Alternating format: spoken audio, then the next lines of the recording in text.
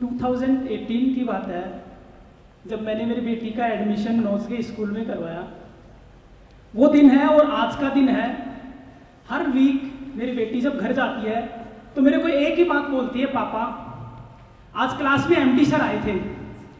जब हम गेम्स खेल रहे थे तो एमडी सर आए थे। हमारी मैम से एमडी सर बात कर रहे थे। हमारे एमडी सर बहुत इंटेलिजेंट हैं। हमारे एमडी सर पूरी स्कूल को ड्राइव करते हैं। Really I am telling you, this is truth. मैं नहीं जानता था एमडी सर कौन है और उनका विजन क्या है, स्कूल को कैसे ड्राइव करते हैं। I didn't know. मैं सोचता था ठीक है, मैनेजमेंट में कोई पर्सन होंगे जो स्कूल को मैनेज करते हैं या उनकी जो ड्यूटीज है वो ड्राइव कर रहे हैं उसके बेस पर। बट आज से 3 महीने पहले इसी ऑडिटोरियम में मैंने एक मूवी देखी थी, 4 साहबजादे। उसमें मेरे को इनवाइट किया गया था, तो एज ए गेस्ट मैं यहाँ आया था। तब मैंने एमडी सर का एक स्पीच सुना। उस दिन मैंने जाना कि एमडी सर कौन सी पर्सनालिटी है और वो किस तरीके का विजन रखते हैं। जो उनकी थॉट, जो विजन उनका है स्टूडेंट्स के प्रति, जो फ्यूचरिस्टिक थॉट उनकी है, that was amazing. Really that day, since that day I was amazed with that personality. Yes, he has power to run this organization. और ये जो ऑर्गेनाइजेशन, जो स्कूल है, जो गंगानगर में टॉप नंबर पे है, ये उनकी वजह से है, पूरे मैनेजमेंट की वजह से और जो स्कूल का जो स्टाफ है, because all they deserve big round of applause. So please parents, please give them big round of applause for such wonderful organization.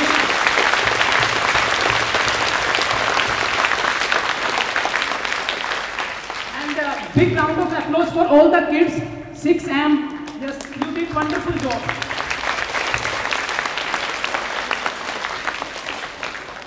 Now I need your permission, sir, to tell one small story which may influence your kids. So, once upon a time there was a girl. She lost her eyes at age of 6. जब वो 6 साल की थी तो वो अपने आंखों की दृष्टि खो देती है।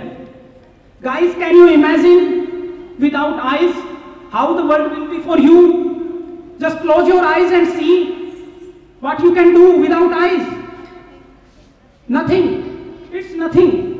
उस बच्ची ने अपनी आंखों की रोशनी खो दी।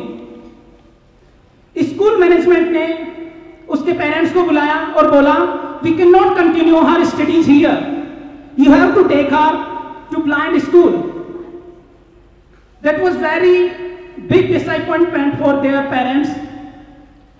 उनके पेरेंट्स ने डिसीजन लिया और मुंबई का जो कमला मेहता स्कूल है दादर में, वहां उसका एडमिशन कराया, जहां पे ब्लाइंड चाइल्ड स्टडी करते हैं।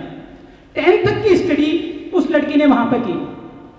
उस दौरान उसने ब्रेल लिपि सीखी और वहां पे बहुत अच्छा उसने मार्क्स गेन करे।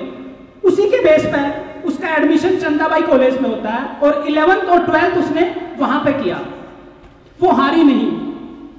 वो अपना एक्सपीरियंस बताती है और वो कहती थी कि उसकी जो स्कूल थी उसके घर से कुछ डिस्टेंस पे थी, तो जब वो जाती थी उसे बस लेनी होती थी तो लोगों की दोहरी मानसिकता होती थी। कुछ लोग कहते थे कि जब आपके आंखें नहीं हैं तो आप क्यों पढ़ाई कर रहे हो, लोग डिस्करेज करते थे। कुछ लोग बोलते थे जब आपके आंखें नहीं है, आपको बस लेनी होती है तो आप घर के पास क्यों नहीं एडमिशन ले लेते किसी कॉलेज में। बट वो डिसअपॉइंटमेंट उसको बर्दाश्त नहीं था। वो आगे बढ़ती गई। उसने अपनी 11th और 12th अच्छे स्कोर से पास करी। Then she move to Saint Xavier college और बीए उसने सेंट जेवियर कॉलेज से किया from Mumbai. Then she move to JNU for MA and PhD। पढ़ाई के साथ उसने कभी समझौता नहीं किया। दोस्तों, यहां तक का सफर उसका बहुत कठिन था, बट उसने अचीव किया उसे। In 2015, she decided to appear in UPSC exams. But उसके सामने एक दुविधा थी। वो किसी को बता नहीं सकती थी।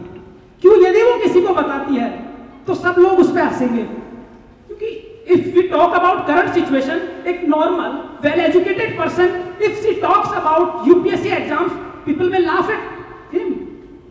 वो तो blind थी, एक अंधी एग्जाम में कैसे अपीयर हो सकती है, बट उसके इरादे मजबूत थे।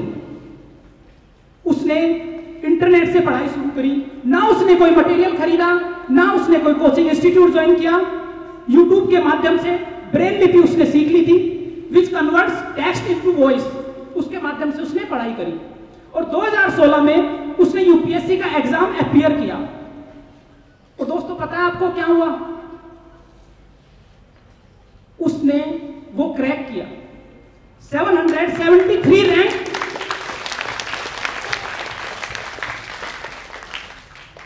उसके बाद जो उसके साथी थे उसको भी अपॉइंटमेंट लेटर आ गया। सभी जो उसके साथी थे उनको ज्वाइनिंग्स मिल गई। उसको जो ज्वाइनिंग मिलनी थी वो रेलवे के अंदर अकाउंटेंट सर्विसेज में जाना था। उसके जो साथी थे सबने ज्वाइन कर लिया, बट उसका ज्वाइनिंग लेटर, उसको पोजीशन अलॉट नहीं हुई। ईश्वर को और टेस्ट लेना था उसका। Then she went to Narendra Modi. कई पॉलिटिशियन से उसने संपर्क किया। फाइनली रेलवे ने उसको एक एक्नॉलेजमेंट लेटर भेजा और उसमें लिखा हुआ था, we can not give you position. The reason was you are blind, you are useless for us. That was the reason. Or this was big disappointment for her and her family. वो बहुत टूट चुकी थी दोस्तों। एक तो वो अंधी थी, एक उसने इतना बड़ा अचीवमेंट पाया, उसके बाद गवर्नमेंट की दोहरी नीति, एक तो उनको सपोर्ट करती है, रिजर्वेशन देती है, और एक उनका ही डिपार्टमेंट बोलता है कि we can not offer you position.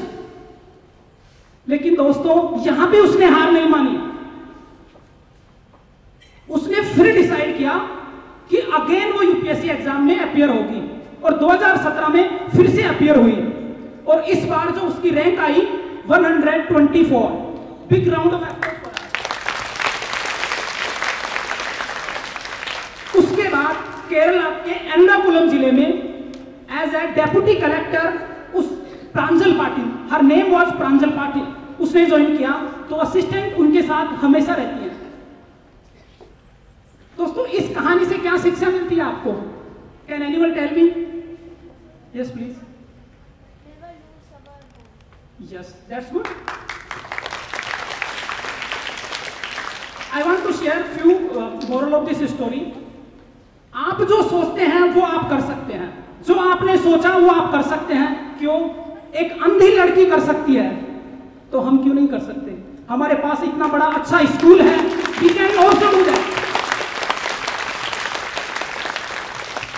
और Pranjal Patil always says that you should never be defeated and never give up. कभी हार मत मानो और हमेशा प्रयास करते रहो। Thank you. For the wonderful speech, and I thank the parents also for coming here today to watch the show. Thank you so much, sir and ma'am. And now we have come to the end, and students, you shall be going back to your classrooms. You will collect your bags and then move to the buses. All right? Thank you so much, sir and ma'am. Please open the exits. मैं अभी तो assembly में हूँ।